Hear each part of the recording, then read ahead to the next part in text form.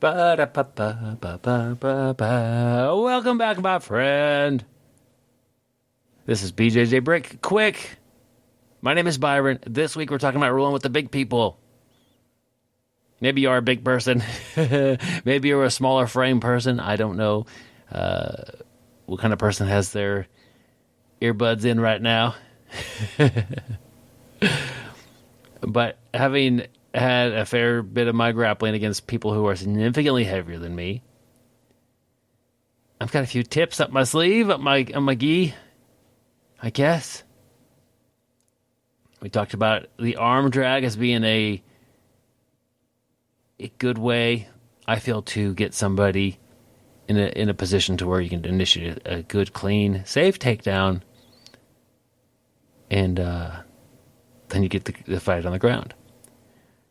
You know, when I was a younger grappler, more importantly, a newer grappler, I would hear people say, "Don't play on the bottom with one of those big guys." And I would say, "Yeah, that's a really good idea, but I don't have the ability to be on top." That was I kept running into that problem. Hey, that guy's got you by 100 pounds or 50% or whatever. Don't let him on top of you. Well, what am I supposed to do? He's on top of me. I would love to be, trying to pass his guard or be in side control. But you know what? It's a little bit more difficult to end up on top of somebody, all things being equal, if they're just bigger. So you have to develop at least a couple of tools from the bottom that work fairly well against that grappler who's got you by 50% or more. 30%. I don't care where you throw it in. Just too big to really do your normal jiu-jitsu stuff with. So my favorite guard attack on somebody who's bigger. And we got a couple of big guys at my gym. I don't know if they're 280-ish. But yeah, their strength differences, I can't do anything about that. And at some point, just the actual size of somebody makes it difficult as well. Like, I'm not going to close my guard on somebody who's 280. Not because I don't want to. I can't. A little under 6 feet, and my legs aren't long enough. Anyways, guys, what's the move? I feel like I'm accidentally drawing this out to build anticipation. Let's draw it a little bit more here. This is one of the best moves ever. No, I'm kidding. No, the move I prefer to do, the submission from the bottom on the big people, would be Omoplata. Look at your other options. I'm a guillotine guy all day long. I love doing guillotines.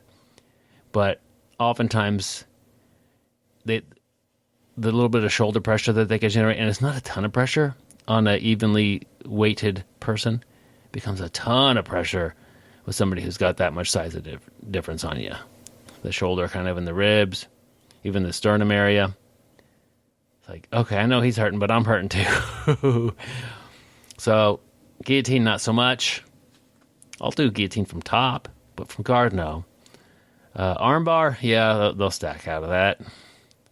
Okay, triangle. Well, that's challenging, and some of the defenses are quite unpleasant for the triangle choke, so I don't try that so much.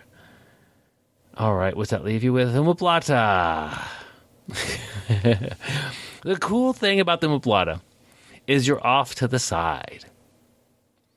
The idea that they're going to smash you or smash out of their way of this to escape this, I guess a better way to say this, that doesn't happen. It's a technical entanglement.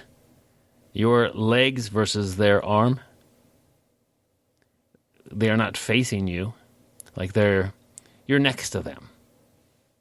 Okay? And you might think, oh, they'll stand up or they'll, whatever, roll me back. That could happen, but there are ways to counter this, particularly with a gi, but also with no gi. I mean, hooking your leg. I like to grab the far lapel and put weight on the back, and but grabbing the leg, and really them standing up isn't the end of the world either. But I am most comfortable from guard attacking Omoplata, and I have a decent Omoplata. I'm not saying that it's just like it's my garbage move that only works on big people. I can Omoplata people of my own size too. But it's money in the bank. If your Omoplata is decent, make it good, make it awesome, and then start throwing it at the people who've got a little bit of weight on you, and they really react about the same.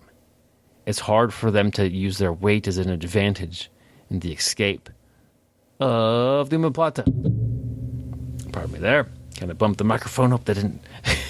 Probably nobody heard anything. All right, guys. If you want to support the podcast on Patreon, I'd appreciate that. I hope you have a great day, my friend, and stay sweaty.